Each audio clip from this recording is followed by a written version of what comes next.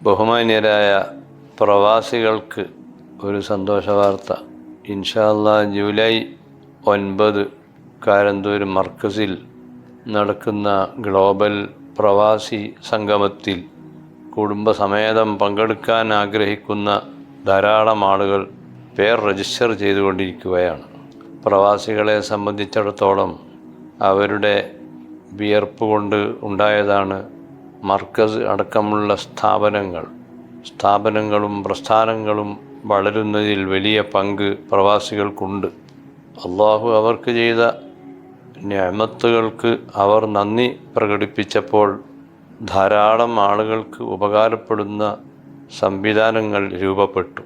അങ്ങനെയാണ് 10,000-ത്തിലധികം ഓർഫൺസിനെ വളർത്തുന്ന മർക്കസ്, 14,000-ത്തിലധികം പണ്ഡിതന്മാരെ വാർത്തെടുത്ത മർക്കസ്.